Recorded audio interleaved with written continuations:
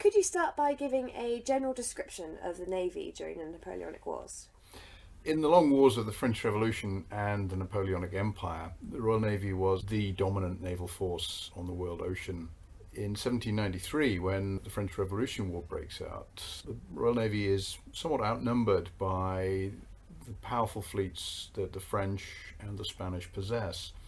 Fortunately for the British, the Spanish fleet is still an ally for 3 years, and the French fleet goes through a catastrophic revolutionary process which effectively removes all of the skilled officer cadre, leading the Navy to be led by very junior officers, merchant sailors, and enthusiastic politicians who simply lack the professional skills to run these large complex ships and to organize and conduct major fleet battles.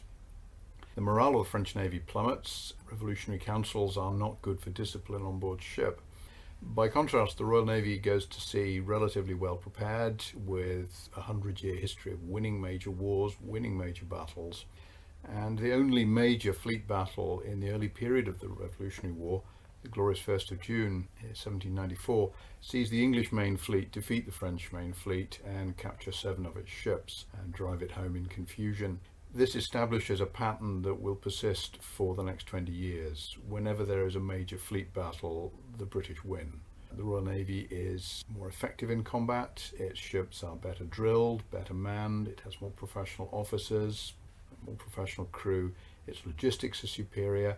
Every detail of the Royal Navy is thoroughly up to date. English cannon, for example, are far stronger and more durable than those of the French, which have a nasty habit of exploding. This means French sailors aren't keen to load and fire their guns because they may kill them. English sailors are very confident their guns will not explode. This means the English fire faster and more effectively. These battles are fought at very close quarters. Naval combat is not at a distance. You can see the enemy, you can see very clearly what the enemy is doing, and you can hear them.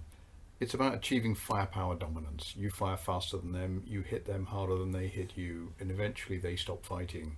Not because you've persuaded them of anything, but because you've killed so many of them they can't fight on. It's a really grim, rather attritional business. You kill a lot of them and then they stop, and the ship is then yours. And many of the ships in the Royal Navy of this period were captured enemy warships. Having captured them, the state bought them, refitted them, and sent them back to sea. This meant the British didn't have to build all the warships they needed. They simply had to build as many as they couldn't capture from the French, the Spanish, the Dutch, the Danes, and the Americans. This is a highly successful warfare organization. It's unparalleled. There is nothing else in this period that is anywhere near as successful. People often talk about Napoleon's great armies and the success they had, but they all got beaten. Napoleon ended up defeated and exiled. The Royal Navy was unbeaten throughout this period. And that tells us a great deal about how successful the British state was in organizing the financial, the industrial, and the logistics backup to keep this enormously costly force going. Britain in 1793 is a highly sophisticated fiscal warfare state. It has very powerful tax raising and loan raising facilities. It's able to use its national debt and its banking system to absorb ever higher levels of warfare debt and to service those debts at relatively low levels of income. This enables it to operate a navy. Navies are far more expensive than armies. In this period, an army is a lot of peasants who are not otherwise doing anything.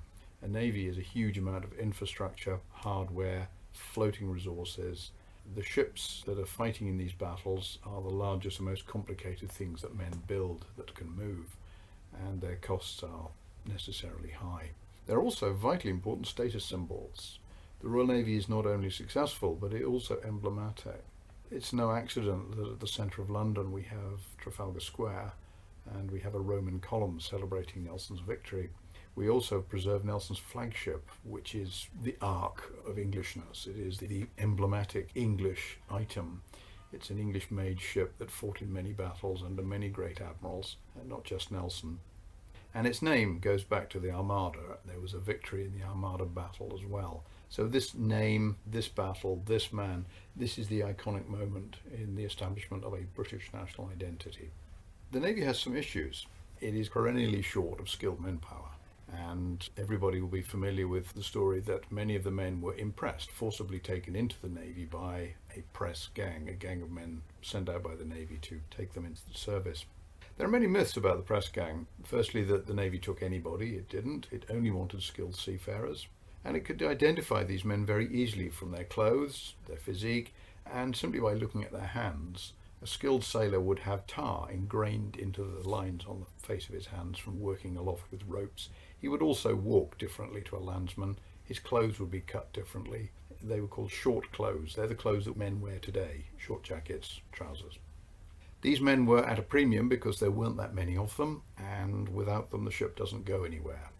On Nelson's Victory you need 200 men to operate the sails, and all of those men need to be skilled. You need another 600 men to pull on the ropes, but those men need no skills and are easily recruited. So impressing men who are professional seafarers is a right that the English Crown has retained since the Middle Ages. It's controversial not because it's illegal, but because it's often applied with less discrimination to merchant ships belonging to other nations. The Americans often claimed that the British impressed a lot of their sailors. This is true. Almost all of those sailors were Englishmen. And if they weren't, they were English born, and the English did not recognise a transfer of nationality. So anybody who was born in Britain remained British under British law and could not transfer their allegiance to the United States. The United States, as a country of immigrants, necessarily recognised a transfer of allegiance, so there was a clash of jurisdiction here. Impressment was essential because without it Napoleon would have won the war, and the consequences of that for the history of the world would have been quite striking. Napoleon is a latter-day universal monarchy man who believes in creating a single homogeneous empire under the rule of one dictatorial empire. The emblems of his empire are Roman, eagles, imperialism, and the very way in which he organises his states. This is the new Roman Empire, and what the British are fighting for is not to be in Napoleon's European empire. And they're using the resources of the rest of the world to wage this war. So commanding the ocean gives them command of world trade, gives them command of the world economy, and they're able to use the world economy to fund their war effort and to fund the allies in Europe who fight against Napoleon with large armies. What Britain does not do is raise mass armies to fight Napoleon. We're often told about the success of the British Army, but these are very small armies of voluntarily raised men. They are not conscript armies. So while the Europeans conscripted soldiers, the British effectively conscripted sailors because it was far more important to Britain to win the war at sea than it was the war on land. Being an island has real advantages. It allows you to have a naval defence which at the same time can control the trade of the enemy and profit your own trade. So throughout both of the phases of the war, the Royal Navy blockades France, destroys the French maritime economy, captures French overseas colonies and possessions, stops France trading with the rest of the world outside Europe, and essentially bankrupts France over the long period. It's even more striking in the case of Russia. In 1812, as we all know, Napoleon invades Russia. He invades Russia because the Russians have broken out of his continental system, an economic system which attempted to keep the British out of European markets. Russia simply could not survive economically without trading with Britain, and Tsar Alexander decided it was better to fight Napoleon than to be bankrupted and to follow his father Paul to an early grave. Tsar Paul had broken with the British in 1800, and as a result his noblemen murdered him and replaced him with his son because they couldn't afford, quite literally, not to trade with Britain. So Britain's command of the world economy leverages the way different states function. The Russians don't necessarily like the British, but they can't live without them. The French they can live without, and they end up fighting Napoleon in 1812 for that reason. So sea power is all-embracing. It covers the whole of the world. The Royal Navy is fighting everywhere, and it has an almost unbroken run of success. So it is by far the most successful military organisation of the revolutionary Napoleonic era, and it ends the war on a tremendous high. What the British insist at the end of the war, when they make peace not just with the rest of Europe but also with the United States, is that the two most contentious aspects of Britain's strategy, the right to impress seafarers and their very hard interpretation of maritime belligerent rights, their ability to stop neutral shipping and to impose blockades, is simply not discussed at the Congress of Vienna or at the Treaty of Ghent with the Americans. These are the most controversial issues. The French, the Russians and the Americans would all like to stop Britain doing this, but the British simply won't allow them to even bring them to the conference table these issues are left, and for the next century Britain is in a position to use the same set of maritime belligerent rights that it ended the Napoleonic Wars with. And this is the foundation of the subsequent British Empire, which is an empire of global communications and sea control, not an empire of territory. So how did the Navy change after the Napoleonic Wars? In 1815, the Royal Navy comes to the end of a 22-year-long cycle of wars in which it has defeated all the other navies of the world, jointly and singly, and has established a record of success that is unparalleled. There is no other military organization in history that has had such a run of success. And it goes back through the long 18th century into the 1690s. So this is a warfare organization which has nothing to fear, nothing to reflect on and learn hard lessons from defeat. But it doesn't rest on its laurels. Very quickly, the Royal Navy recognizes that it needs to be ready to do this all over again. So the nightmare scenario for the post-war administrators of the Royal Navy is another 20 years of war against most of Europe and probably the Americans as well. And to that end, they rapidly look through the list of their ships, and they start to replace all of the older, smaller, weaker units with brand new, state-of-the-art designs, big ships, which are built to new scientific standards, so they will last for a very long time. And a lot of effort between 1815 and the 1830s is about rebuilding the dockyards, the shipbuilding centres, restocking the timber supplies from which ships would be built, and laying down a generation of warships which would be ready for the next war. In the meantime, they used up the older ships that were on their list to conduct a series of operations, starting with the bombardment of Algiers, which brought to an end white slavery in the Mediterranean. Later on, the battle at Navarino, which ended the Greek War of Independence and effectively removed Turkey from most of Europe, and a series of other campaigns around the world in which the British upheld the abolition of the Atlantic slave trade and opened up much of the world for trade. The Royal Navy's role was essentially as a promoter of national interest, and countries that wouldn't trade with Britain or had very high tariff barriers quite often found themselves engaged in war. China, Russia, these are two major countries which the British fight in the 19th century, and the real issue is commerce. The British don't want their territory, they want their trade. And countries that will not trade with Britain and act against the interests of British commerce find that the Royal Navy, which after all is paid for by the House of Commons, is usually around somewhere to persuade them to open up their commerce. The impact of technology in the war is interesting. By 1805, the Royal Navy is mass producing the rigging blocks that control the movement of the sails and the yards on warships in the first ever fully integrated mass production using interchangeable parts anywhere in the world. Factory designed by Marc Isambard Brunel, the father of the more famous Isambard Kingdom Brunel. It allows the Royal Navy, which needs getting on for 1,000 blocks in the rigging of each warship, and it has 500 warships, to produce large numbers of rigging blocks at relatively low cost and very quickly. Rigging blocks from this factory were on the Victory at the Battle of Trafalgar, and this is the first mass production factory for anything in the world. After the war, these technologies gradually move into wider use. The introduction of steam power in the late 1810s means that by the 1820s, the Royal Navy is using steam vessels to tow its ships out of harbour. By 1830, it's using them to run a mail system between London and the Eastern Mediterranean on a monthly cycle, reducing the communication lag between London and overseas garrisons. By the early 1840s, Britain has subcontracted this mail service, which now runs across the Atlantic and into the Indian Ocean, to private steam companies with naval control. What the British are doing is commanding communications. The Navy is at the forefront of this technology. So the Navy, often parodied in the early years of the 20th century as somewhat conservative, was in fact at the cutting edge of technological innovation. And pretty much every new technology that is being developed between 1815 and 1859 can be seen in the pioneer iron capital ship HMS Warrior, which exists at Portsmouth to this day.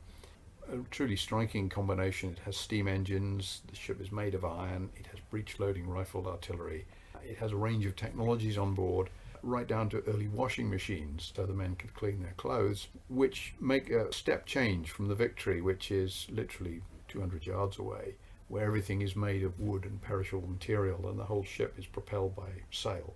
and the efforts of the men working the sails. So in 50 years, the Royal Navy went from a pre-industrial organisation using relatively simple technologies to a profoundly technological institution. And the men who oversaw much of this process were the men who'd fought the long wars against Napoleon. So down to the 1860s, there were men in the Navy who had been serving as officers in the Napoleonic Wars, and these men are leading the transformation. They're not opposing it, they're promoting it. Nelson's heirs, and many of them were trained by Nelson, are taking the Navy forward into a new age because the Navy has to be up to date. Nelson's Navy was at the cutting edge of the technology of the period, and Queen Victoria's Navy was exactly the same place as the technology moved, and it kept up to date. Can you tell us about Graham's reforms in 1832?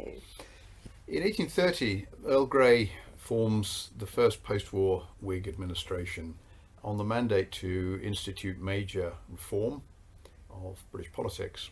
The most famous bill, the Great Reform Act, changes the representation of the country, and it moves voting essentially across to the middle classes. The working classes are still largely excluded. This is not a popular measure with many parliamentarians, including the large number who generally supported the government of whatever colour. And to persuade them to vote these measures through, the Whigs did what they've been doing for decades, which is to promise lower taxes. So it's a lose your political power, but your taxes will go down. These are the twin poles of Grey's reforms. Much of the bill is written by Sir James Graham, who was then First Lord of the Admiralty, the political head of the Navy, which in those days was one of the great cabinet officers. Today we don't have a First Lord of the Admiralty, which may explain why the Navy isn't as well supported as it should be. Graham adopts a similarly radical approach to the Navy because the Navy is one of the two great spending departments. In 1830, only two government departments spend any serious money, the Army and the Navy. Everything else is tiny. The Foreign Service is tiny, there are no pensions, there is no public support. All kinds of charity are run at a much lower level, far outside Parliament, much at a local level. So the only way to economise is to reduce the Army and the Navy. And given how important the Navy is to national security and to trade, the idea is not to reduce the seagoing Navy, but to reform its administration. Throughout the Napoleonic era, and for many years before, the Royal Navy had been administered in a slightly complex way. The Board of Admiralty, the political organisation that ran the Navy, was a very small body operating on Whitehall, which oversaw the interface between political and strategic need and naval operations. Essentially, when the cabinet decided what was to be done, the Board of Admiralty then had it done. It did not administer the real estate of the Navy, dockyards. It didn't build or maintain the ships. It didn't hire or pay or feed the crew. That was done at Somerset House by the Navy Board, a much larger bureaucratic organisation that effectively oversaw the administration of this very large complex machine. Graham's reforms removed the Navy Board and placed the administrative organisation under the Board of Admiralty. So the naval lords of Admiralty, who had previously been there to think about strategy and policy, were now given the task of running a very large bureaucratic organisation. And as a result, they didn't have a lot of time to think about bigger issues like strategy and policy. So Graham's reforms essentially turned the Admiralty into a bureaucratic managerial position rather than a policy and strategy unit, which is what it needed to be. He was happy to do that because he himself thought that it was his job really to provide policy and strategy, although he knew relatively little about it. The reforms didn't work very well. They saved a lot of money, but the Navy's policy making was weakened. And this meant that over the next 10 years, the Navy's budget fell as successive governments found it expedient to cut the Navy to save money because that was what the political process demanded. Anybody who studies modern politics will know that cutting defence estimates is always popular with everybody outside the defence establishment. And when it's as small as it is now, there are not many votes in the Navy. Queen Victoria's Navy in 1837 had roughly the same number of men in as the Navy has today. So this world-dominating organisation was actually quite small. The reforms were ultimately counterproductive. the Navy had to reorganize its administration and spent much of the 19th century trying to undo the problems that Graham had caused. And those problems never really went away. The root of them all is the political desire to control defence spending. And in 1827, the Duke of Wellington, as Prime Minister, had introduced double-entry bookkeeping into defence expenditure. What he said was essentially, instead of giving the Navy X million pounds a year to run itself, the Navy had to put a budget in which said we're going to spend this much on this item and this much. So a whole micromanager's list of tiny little pieces of business. And all the Navy could do was then spend the money it was awarded on those budget items. It wasn't allowed to transfer money from one item to another. If it saved money, it wasn't allowed to transfer that to another use. And if it overspent, it had to go back to Parliament and ask for more money. This was not efficient in terms of running a war-fighting organisation.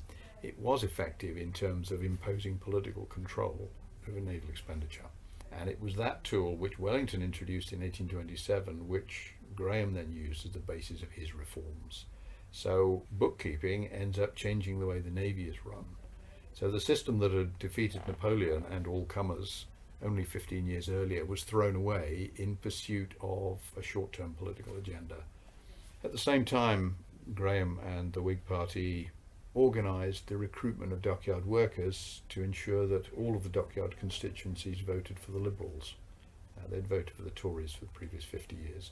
And this was profoundly controversial and led to serious problems at a succession of elections down to the 1850s. The naval vote was politicised, because the Board of Admiralty was a political board, whereas the Navy Board was an apolitical board, and abolishing it brought politics into naval administration in a serious and very unfortunate way. So while it looked like a clever piece of business, it was in fact removing a barrier between political interference and naval efficiency, and naval efficiency did suffer. Tell us a bit more about Fisher's reforms at the Admiralty. On the 20th of October 1904, Admiral Sir John Fisher, often known as Jackie Fisher, became First Sea Lord. His task at the Admiralty was to find savings. The Navy from the 1890s through to 1904 had been on a steady upward curve of expenditure as the threat from France and Russia and latterly Germany became increasingly powerful.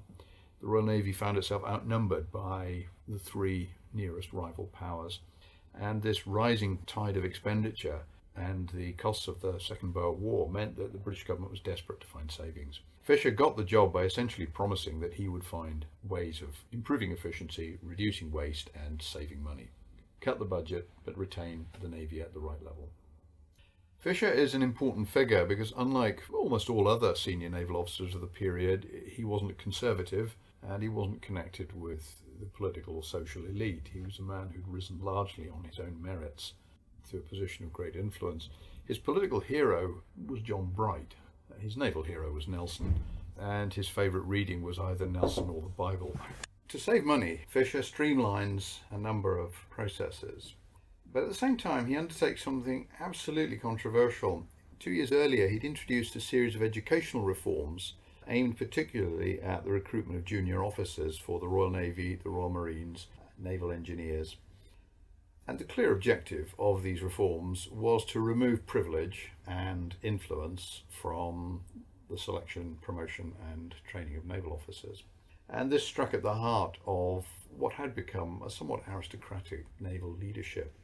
And there were howls of protest that young officers of gentlemanly origin would be forced to study engineering, which was a very dirty and rather greasy process, and thought to be suitable only for people of the middling sort and even the lower orders. And that the Royal Marines, who were by no means as prestigious as they are today, would also be mixed in with this.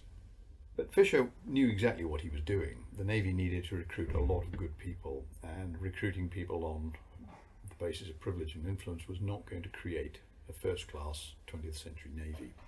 He'd seen how the United States Navy had changed its curriculum in a very similar way in order to improve the engineering knowledge of its officers, and this was pushed through by him. He made a lot of enemies, but he didn't mind this. He was a man who liked to fight, if not only a literary one rather than a physical one.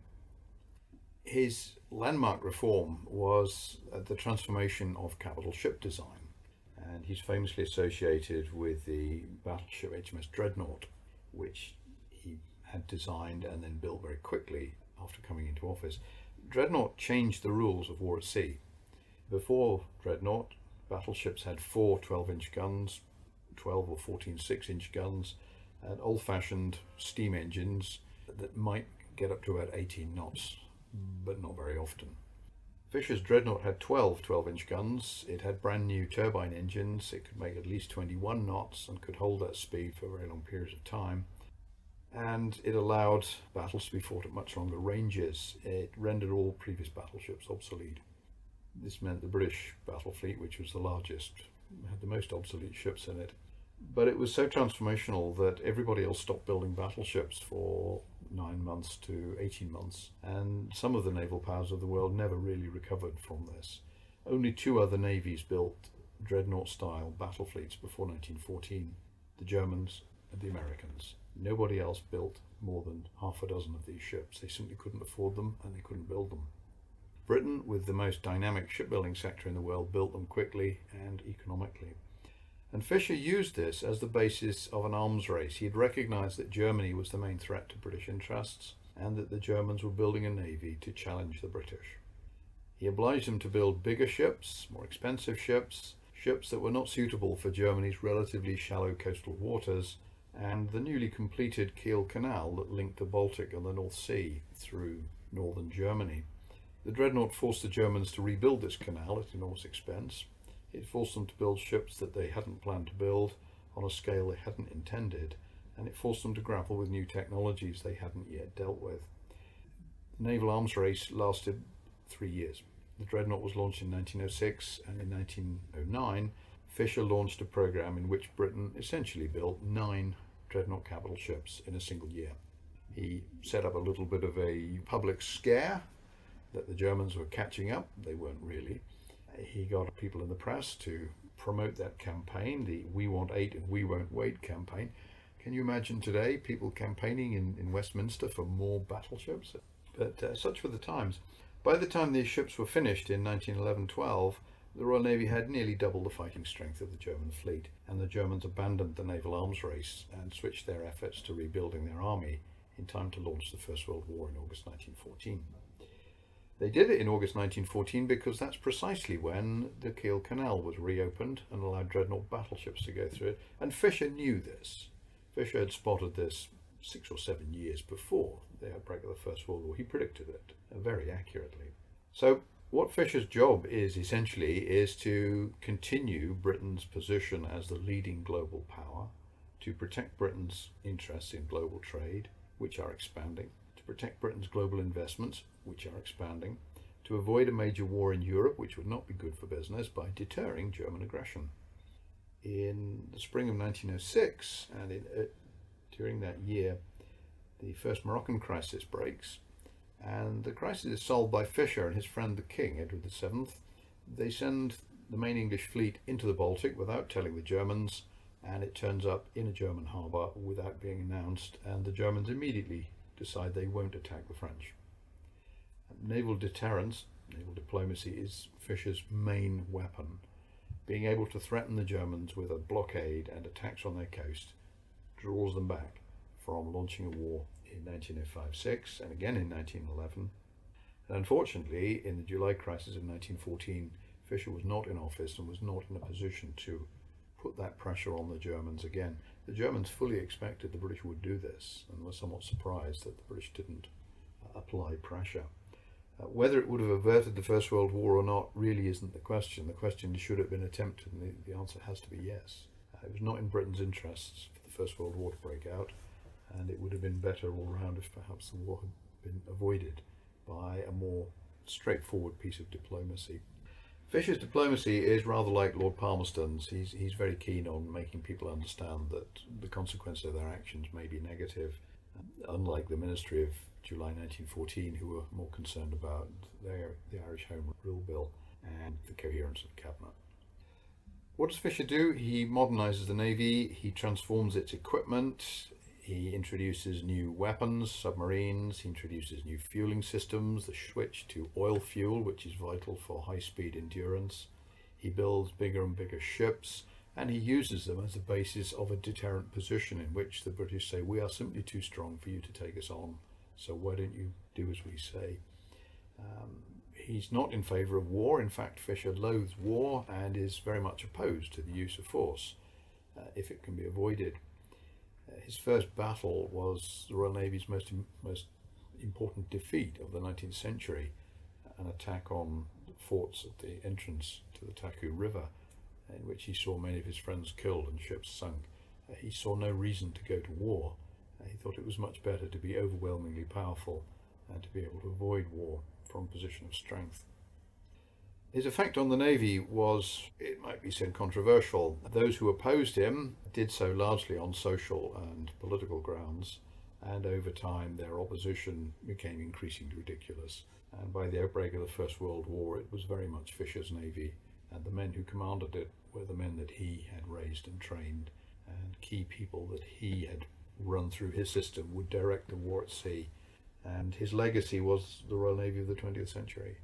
A dynamic, aggressive, positive force that was able to achieve outstanding results to an extent in the First World War, but more particularly in the Second. How did the recruitment of the Navy develop through the period of 1790 to 1918?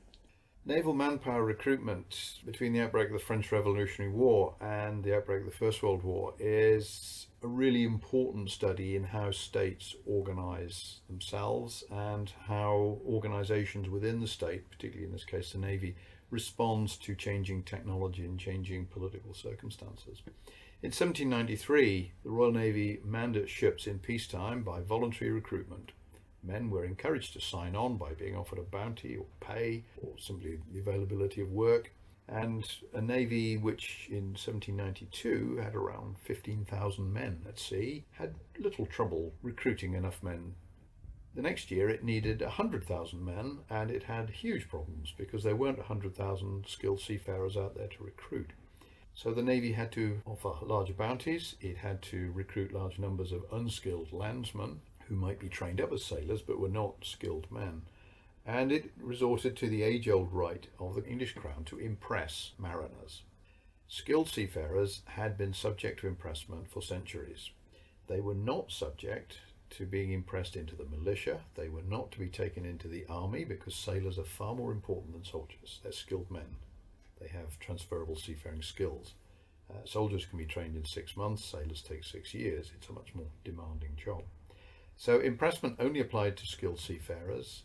And throughout the wars against the French Revolution and Napoleon, the Navy was constantly impressing seafarers because in order to maintain a Navy which got up to 140,000 men at sea, that was the only system that was going to generate results. Other navies on the continent had conscription systems. The French and the Danes resorted to a system that we would see as modern conscription. All the seafaring population were registered and they were summoned to serve at the will of the state. The British used a slightly more hand-to-mouth system because the British have never been so good at doing things by numbers. The British system worked. It enabled the great fleets to go to sea, it enabled the Royal Navy to win all of the battles, and while impressment was not a particularly liberal system, it was effective, and the liberty of the few was sacrificed to the survival of the many, which is how we fight wars in the 20th century. Conscripting men to fight avoids losing the war, and this is certainly the case in Nelson's day. Most of the men who were impressed into the Navy accepted it as an occupational hazard of being a seafarer in the Atlantic seafaring world. If you spoke English and had maritime skills, you were likely to be impressed at some stage in your career. When the war ended, you would be paid off and you could return to other occupations. So it was controversial in the main because some of the people who were impressed were not British, particularly in the case of the Americans. It's often said that the Anglo-American War of 1812 was caused by impressment. This is wrong. The people who started the War of 1812 lived in the inland provinces of America, and their main aim was the conquest of Canada. The people who ran North Atlantic trade in American harbours opposed the war and did not object overly to impressment. It was an occupational hazard. It was people in Kentucky and Tennessee who thought that impressment was something they could use as an excuse to invade Canada. The matter was not raised by the Americans at the peace treaty at the end of the war, because the British had won the war. And the Americans who were signing the peace weren't interested in impressment anyway, because they were the same people who'd started the war. After the war, the Royal Navy retained the right to impress, but never again impressed, because no circumstance emerged in the next 50 years in which it was necessary. Had Britain gone to war with a major naval power in the 1820s, 30s or 40s, impressment would almost certainly have been resorted to.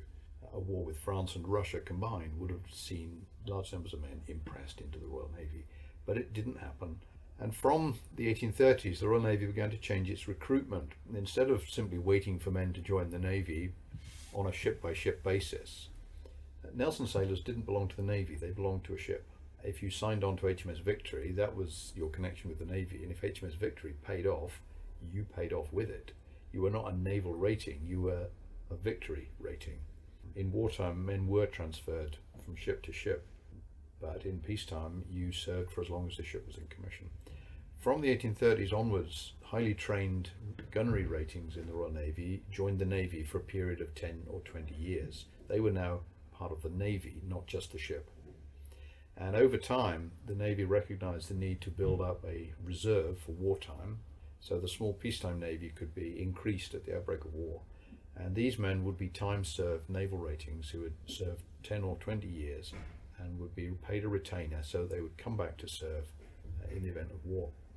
In 1852, the Navy introduced a new system of recruitment, continuous service. So all naval ratings now entered for a period of 10 years and could extend to 20 years and claim both a pension and a bounty for reserve service. This transformed the Navy from pre-modern come-as-you-like organisation into one that had a clearly defined body of sailors who were now all part of the same organisation, and men would move from ship to ship rather than being continuously stuck in the same ship's company. And over time, this system produced a very large and effective naval reserve of professional naval ratings. This was critical because the shared skills between merchant seafarers and naval ratings began to diminish as new technologies reached the Navy. In Nelson's day, men who could work aloft in the rigging, could steer the ship, mend the equipment, they had no trouble picking up handling heavy guns because they were relatively straightforward pieces of technology. By the 1860s, the Navy is using technologies that nobody in the merchant Navy has ever seen. Complicated weapon systems, torpedoes, modern rifle breech-loading artillery, very advanced forms of propulsion. And so the Navy needed its own special version of a sailor. He wasn't just a sailor, he was a naval rating, and his naval skills were the key to his usefulness in the Navy and as a reserve. By the 1890s, the Navy had recognized that in the event of a major war, there wouldn't be enough naval reservists. So it started to introduce other forms of reserve, the Royal Naval Reserve, which took in many men in merchant seafaring, particularly in the great steam liner companies that carried British government mail around the world, Cunard, P&O, Royal Mail. Many of these ships were earmarked for war service as auxiliary cruisers, as troop transports, and what the Navy wanted was to take over the ship and pretty much all of the ship's company all at once. So these men would overnight become Royal Navy personnel. So they too were Royal Naval Reservists, highly skilled men operating a ship that they were very familiar with. All the Navy would do was send a captain on board and some guns and some gun crew. Everything else would carry on as normal.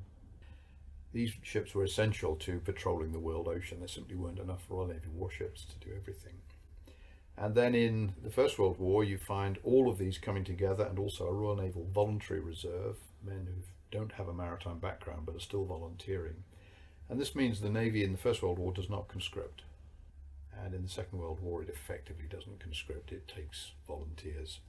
So the Royal Navy is able to avoid the problems of mass conscription in the two world wars. The Navy isn't taking that many men because the 1939 Royal Naval Reserve is so large, it's able to man the war fleet from that, and recruitment during the war is relatively straightforward. So what the Navy has avoided is having to deal with large numbers of unskilled, inexperienced men who are completely useless on board a ship. So it means that it has a large body of skilled men into which it can introduce a smaller number of less skilled men and continue their training. In the Second World War, it's the Royal Naval Reserve that provides much of the manpower for the Battle of the Atlantic. This huge campaign against submarines, leaving the regular Royal Navy to fight the surface and air war against Germany, Italy and Japan. These methods, I think, demonstrate just how adept the British state was at moving the goalposts of its policy to ensure that when the Great Wars broke out, it had the right people in the right place at the right time. Because Britain, for all its impact on the world in the last 200 years, is still a very small country with a pretty small population. So it's about making very good use of the resources you have. The contrast with countries like the Soviet Union, the United States in the Second World War, these are countries with enormous human resources, and they can afford to be relatively inefficient. Whereas Britain is actually the most efficiently mobilised country of all in the Second World War, and the Royal Navy is at the forefront of that mobilisation.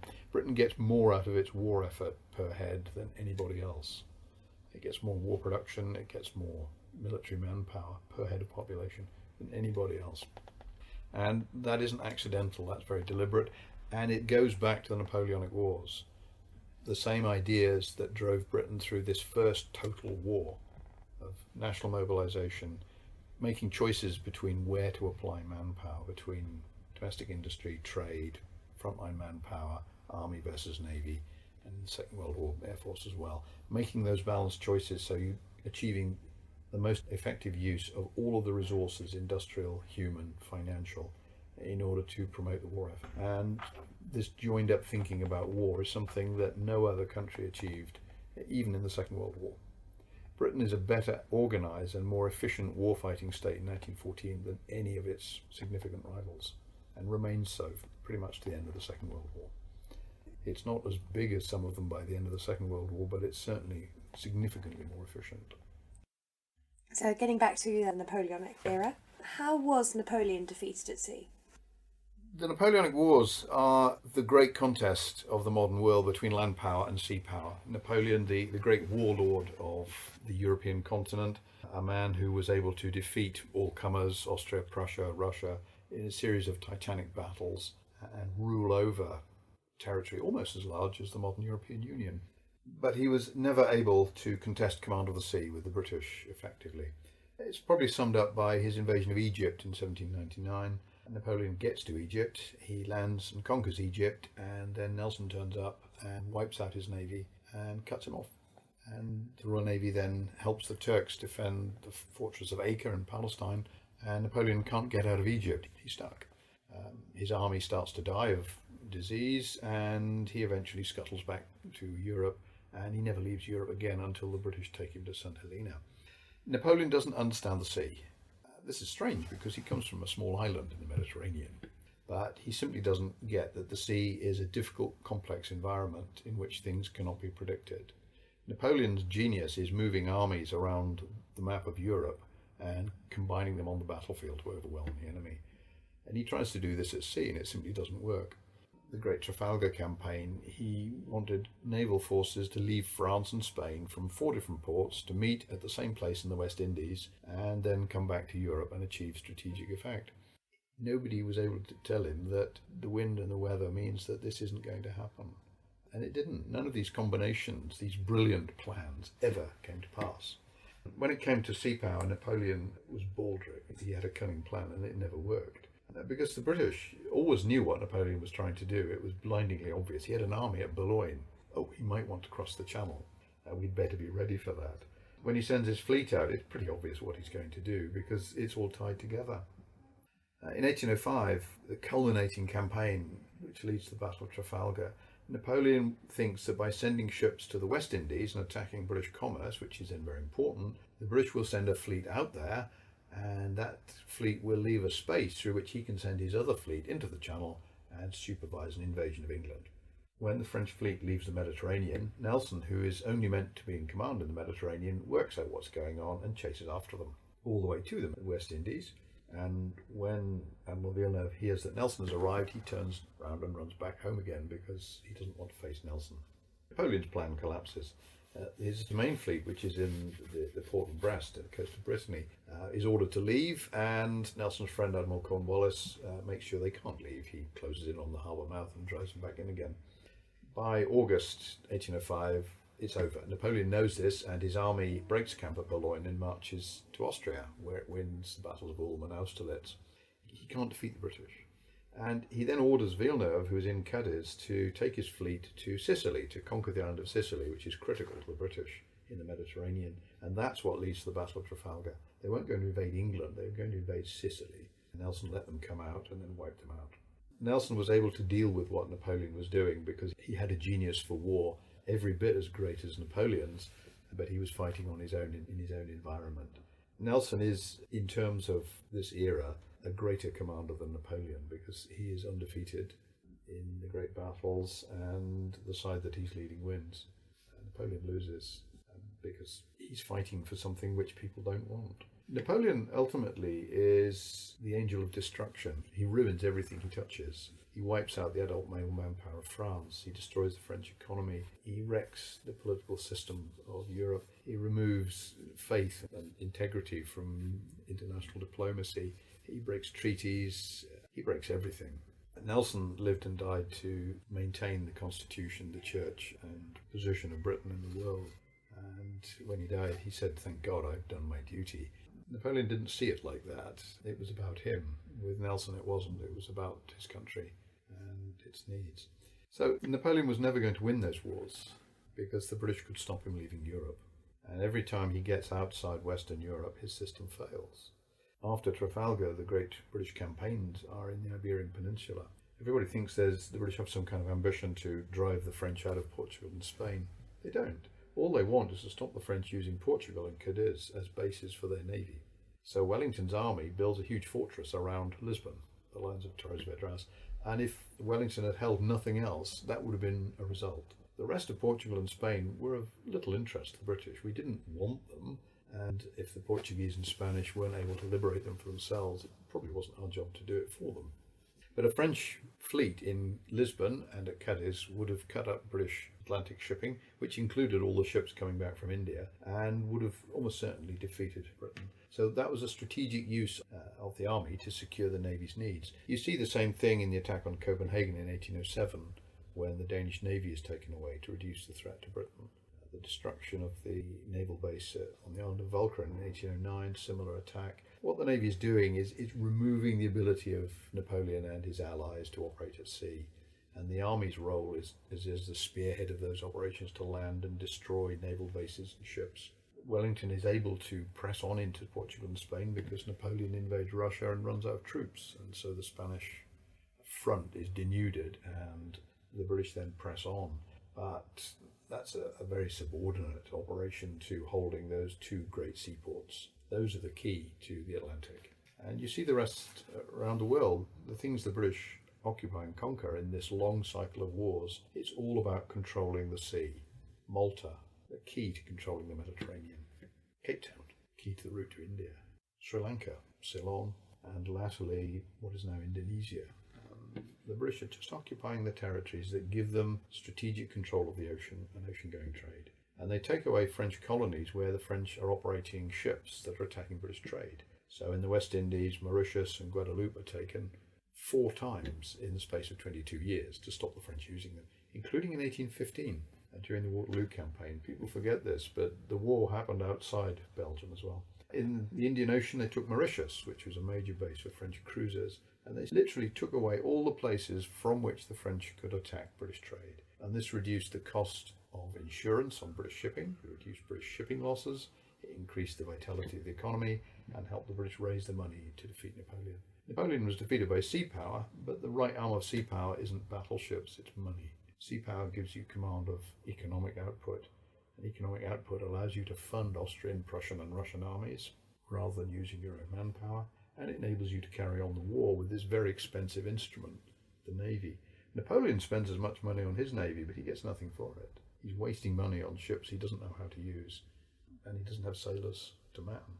One of the things the British do throughout the war is lock up any skilled French seafarers they get. The prison at Dartmoor, which is still used to this day, was built to house French sailors. So the French couldn't take their navy to sea because far too many French sailors were locked up in Britain. So we denied the French access to the sea, the manpower to use the sea, and the profits of using the sea. Essentially, we broke their economy. And this model had already been used in previous wars with France. France always ended the Great Wars broke, and the British always ended the Great Wars in profit. So it's better to win with money than blood. How far was Nelson's leadership responsible for victory against the French at sea? The Royal Navy was always going to defeat the French in the long wars between 1793 and 1815 because it had a far higher calibre of leadership at all levels, from petty officers right through to fleet admirals. It had more professional, skilled men in all the key positions. The French had destroyed their naval leadership. They'd executed their admirals, they'd murdered their captains, and handed over the ships to anybody who fancied taking command. They'd renamed all of their ships, which is bad luck as well, for radical and unpleasant Republican themes. They had one called Tyrannicide. And these are not ships that encourage your loyalty. One of them had a guillotine on the quarterdeck just to make sure that people understood what the agenda was. So the Royal Navy, thoroughly professional, experienced, with a long track record of winning at sea, against a French Navy that's essentially committed suicide and then risen from the dead to try and fight. Nelson ends up as the inspirational figure, and he is the man who commands at three of the great battles that really do make a tremendous difference. And he's exemplary. He is an example of the best of what the Royal Navy has. He doesn't single-handedly win the war. His leadership isn't the one thing that makes a big difference. There were other very, very good officers. This was a golden generation. Both Nelson's generation and the generation that followed him were full of brilliant men.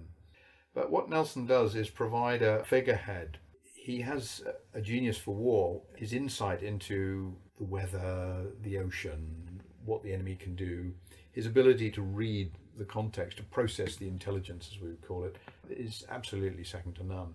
He anticipates, for example, Napoleon going to Egypt. He anticipates him so brilliantly he gets there before Napoleon and is somewhat puzzled to find that Napoleon isn't there. And so he goes off and has a look to make sure he hasn't made a mistake, which is why he comes back after Napoleon lands. He got there early. The Egyptians said, we haven't seen any Frenchmen. Why do you think they're coming here? What his leadership ultimately is about is making all the big decisions and making the job of his subordinates relatively straightforward. Nelson knew that in a fleet battle, one English ship would take a French ship in about an hour. Simple attritional maths. The English fired faster, more accurately, they would kill more Frenchmen. The Frenchmen would have to surrender. So what he needed to do was to break up the French fleet into individual pieces, to destroy their cohesion, to take out their command and control, take their admiral, their cohesion out of the battle. So they were just individual pieces wandering around, which could be taken one at a time. This was the way to speed up battle. So at Trafalgar, we know that he was commanding a fleet, many of the captains of which he'd never met before. So he had very quickly to brief these men, to make them understand how he wanted to fight, what he wanted to achieve, and what he expected them to do in battle.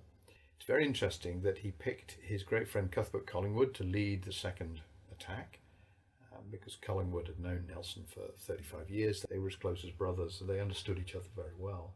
And behind the Victory, he put the ships that he knew he could rely on.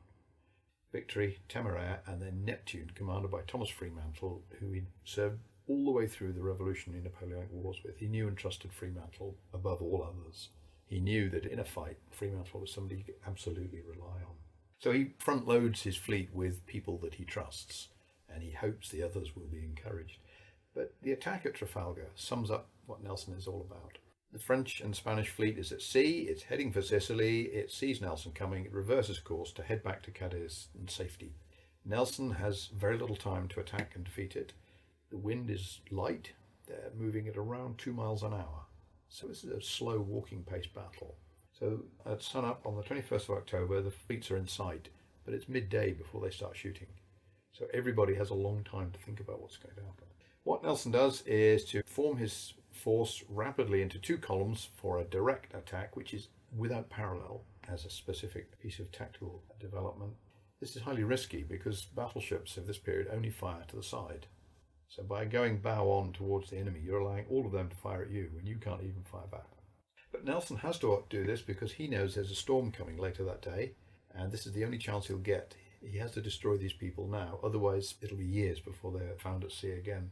So he sacrifices the safety of the fleet, but particularly his flagship, which is leading, in order to speed up the attack. And he settles on the point of attack when Villeneuve shows his flag. He will take out the enemy's command and control in the first move of the battle, and the enemy fleet will then be this collection of pieces which his fleet will take or destroy in relatively quick time. He predicts that they will take 20 of the enemy's 33 battleships. Final score was 19. So it wasn't a prediction, it was a very accurate assessment. And they do that because Nelson breaks the enemy's force. He takes out Villeneuve. The Victory fires a full broadside into the stern gallery of Villeneuve's flagship, the Bucentaure, which leaves the ship completely wrecked. Villeneuve can't get off the ship. He has no boats. He can't signal. He has no signal equipment. He has no officers left. The ship can't fight because half the guns have been knocked over. It's a completely useless piece around which the battle then develops. What Nelson has done is set up, as he calls it, a pell-mell battle. Close quarters, rapid broadsides, the very battle that the English will do best at. And then as the English ships come in, the French ships and the Spanish ships start to surrender. That's exemplary leadership. And before they start to fight, Nelson flies that famous signal, England expects that every man will do his duty. What he actually meant to say, and what the fleet understood him to have said, was Nelson trusts that every man will do his duty. Expect sounds a little like I'm not sure you will. Nelson knew they would. And when he flies England, the men on the ships aren't thinking of England, they're thinking about the Admiral. And this is the first time in naval history that an Admiral has sent a message to every man in the fleet, because they've now got a signalling system that will allow them to spell out things like England expects. Only a few years before, the signals were just about moving the ships. Now they can actually send verbal messages. The whole fleet cheers at this point. They're absolutely entranced. Nelson has walked around the Victory and he's talked to the crew and he's given them that kind of lifting, morale-boosting speech. But he's now found a vehicle to transmit that to 26 other ships. And everybody is absolutely beside themselves. And he's doing what he's been doing throughout his career. He's building a mythology of genius, of heroism, of daring, and of success. He famously said, "I've been wounded 100 times in the King's service." He fought only once without being wounded. And that was at Copenhagen, where everybody else got wounded. He had some terrible injuries, but he kept on going. And he stood out there in the place where everybody could see him. He wasn't being brave, he was doing his job. The Admiral had to stand there in the most dangerous place because everybody else took the cue from him. If he ran, everybody else would run. If he went out of harm's way, everybody else would follow. So it's a very public display of courage. And he's done it over and over again. He knows it's going to hurt. He knows it. He's not going to get through the day without something bad happening. Does he flinch? Does he hell? So he's eventually killed by a random piece of ammunition flying around. But he lives. It's still not clear how he lives. He lives long enough to know that they won this great victory. And then as he drifts off, he says, "Thank God I've done my duty." That's his mantra. And he's clearly thought about what his last words should be. He's also put it on a loop until he just drifts off.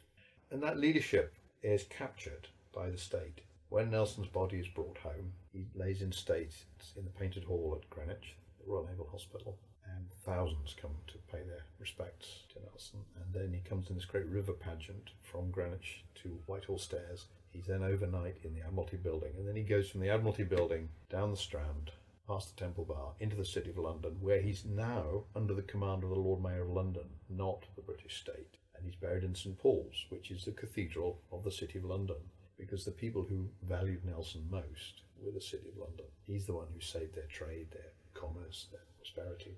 And he's then laid to rest under the crossing of the church, literally right at the very centre of the church design. They open the floor and lower Nelson's coffin into the crypt, where he's placed under a huge sarcophagus made for Cardinal Wolsey, beautiful piece of red porphyry, and he is at the epicentre of a pantheon of heroic British dead. The two captains who fell at Trafalgar are there as his retainers, and then you wander out into the rest of the crypt, and there they all are. Collingwood is there, Wellington is there, and many another. The King has a large role in deciding that Nelson shall be buried in this way. And the effect ultimately is to turn Nelson from a dead hero into an immortal. He's buried like a Roman god. He is the war hero, the war god of the British state. As Byron says, Britannia's god of war. So he is more than a man who led the ships at Trafalgar. he is the exemplary figure who unites, bolsters a war effort. In 1805, it didn't look good. The Prime Minister was dying. The King was intermittently insane. Nobody had heard of any British generals who'd won any battles. And Napoleon was ruling the whole of Europe. And so the spirit of Nelson becomes the spirit of the country. He is this titanic figure. And 30 years later, they raise the column in Trafalgar Square at the behest of the Duke of Wellington, who signed off on the final design. And the design in Trafalgar Square, we forget what it means. We talk of Nelson's column, and that's the thing that matters. The statue doesn't matter. The statue is there for people who don't understand architectural history. The column is a replica of the columns in the Roman Temple of Mars in the Augustan Forum. The Temple of Mars, the god of war, was built by Augustus to celebrate the deification of Julius Caesar, who was the son of Mars, and the establishment of an empire that would last forever, following Augustus's vengeance on Caesar's killers. So Nelson's column says, we are the masters of the universe, and if you don't know why, there's a statue on top. All of the other decoration is effectively superfluous. The column itself is a history lesson. It's an imperial statement in stone. And people who've had a little bit of artistic and architectural training recognize this. Hitler knew exactly what it was. He said it's the totem pole of the British Empire. He said, and when I conquer London, I will take it back. Didn't happen. So Nelson becomes more than a war leader. He becomes an iconic national figure, the unifying, codifying exemplar of what it meant to be a British hero.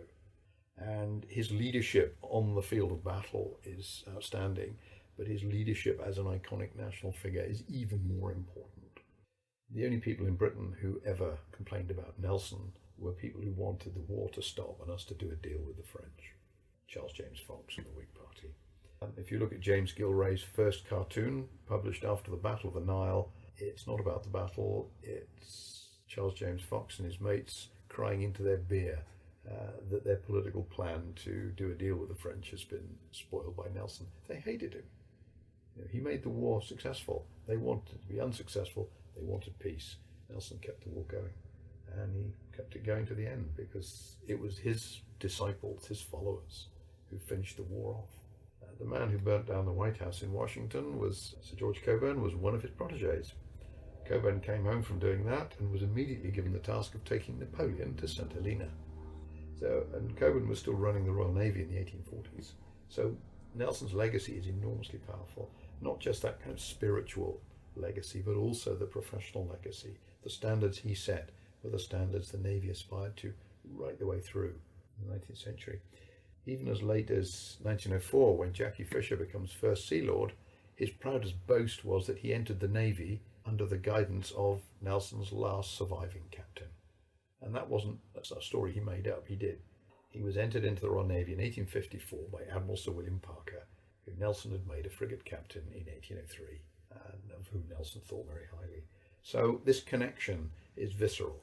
It runs right the way through the whole of the 19th century, well into the 20th century. Nelson's name, the names of the ships that he commanded, the battles he fought in, the prizes he took, the places he went to, they form 10% of the Navy's list.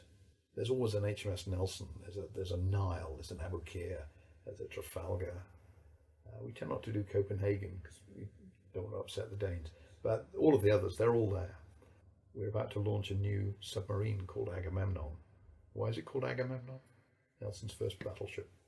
Why otherwise would we name a nuclear submarine after a Mycenaean king? That's the link. And so these names really matter. They connect us back to things that are absolutely central to our sense of self. When we close down Trafalgar Square and use the victory as firewood, we might rewrite our history, but while these things are there, these events and this period have an enormously long legacy. They still exist. They still explain things about who the British are in the 21st century. The fact that we were not occupied or invaded or conquered in the long wars of the Revolution and Napoleon, or the First World War, or the Second World War, sets us apart from every other European country that was engaged in those wars. Our political system survived all of those conflicts without radical change. Nobody else can say that. So we have a very different view of history to the Europeans. And much of this debate that we're having now about the meaning of our decision last year. We're missing huge parts of what that decision was about. We don't have reasons, in the case of Germany, to want to subsume our national identity into a wider European identity. There are not things in our past that we have to think about in those terms. Everybody else in Europe has got parts of their history, quite recent history, that really don't look desperately good. So we have to be very careful that we're not mistaking decisions we're taking today for simple economic decisions. They're not. They have a much larger dimension. And understanding our past is critical to understanding where we stand in the world and why we stand where we do.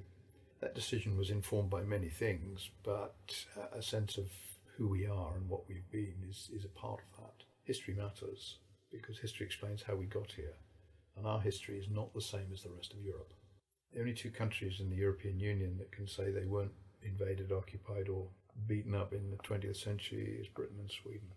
All the others went through periods when they were either invading other people's countries or being invaded and occupied by foreign powers, fighting major civil wars under fascist dictatorship, communist dictatorship.